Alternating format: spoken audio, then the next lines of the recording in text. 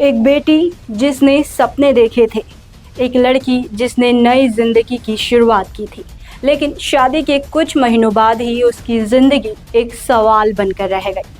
ट्विशा शर्मा मौत मामला अब सिर्फ एक परिवार का दर्द नहीं बल्कि पूरे देश में चर्चा और चिंता का विषय बन चुका है।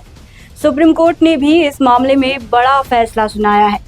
बढ़ते सवालों और परिवार की मांग के बीच अब ट्विशा का दोबारा पोस्टमार्टम कराया जा रहा।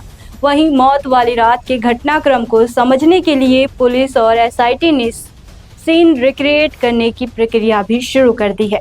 जांच एजेंसियां हर उस कड़ी को जोड़ने में जुटी है जिससे मौत की असली वजह तक पहुंचा जा सके। नमस्कार, मैं हूं आपके साथ इंदिरा यादव। 12 मई की रात भोपाल में वो हुआ जिसने हर किसी को झकझोर दिया। ट्विशा शर्मा अपने ससुराल में मृत मिली। शुरुआती जानकारी ने इस मामले को सामान्य घटना की तरह दिखाने की कोशिश की, लेकिन जैसे जैसे परतें खुली, कहानी कई ज़्यादा गंभीर और दर्दनाक लगने लगी।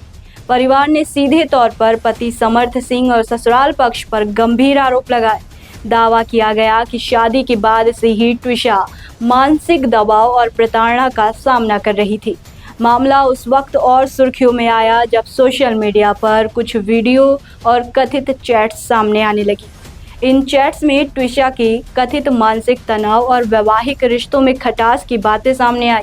हालांकि जांच एजेंसियां इन डिजिटल सबूतों की पुष्टि कर रही है और इन्हें अभी तक अंतिम सत्य नहीं माना जा सकता।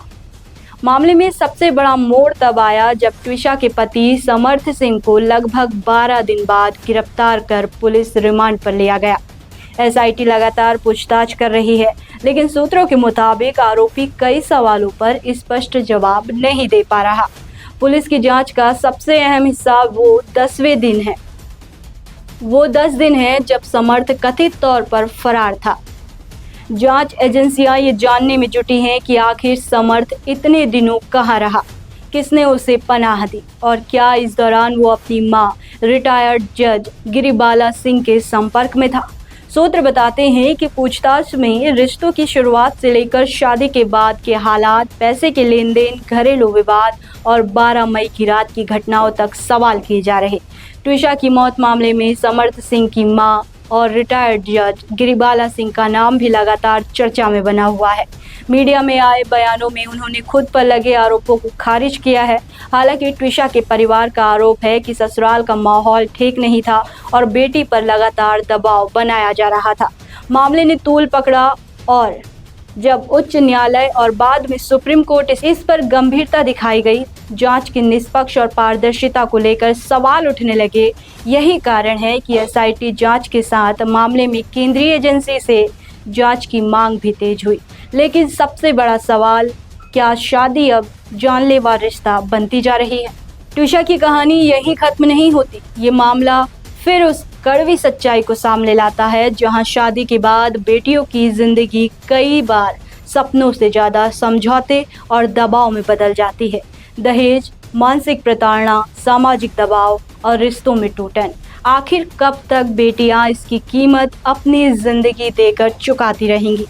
हर बार एक नई ट्विशा सामने आती है।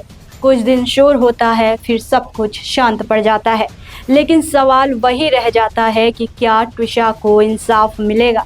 फिलहाल देश की नज़र इस जांच पर टिकी है क्योंकि ये सिर्फ एक केस नहीं बल्कि उन हजारों बेटियों की आवाज़ है जो शायद बोल नहीं पाती या बोलते बोलते खामोश कर दी जाती हैं।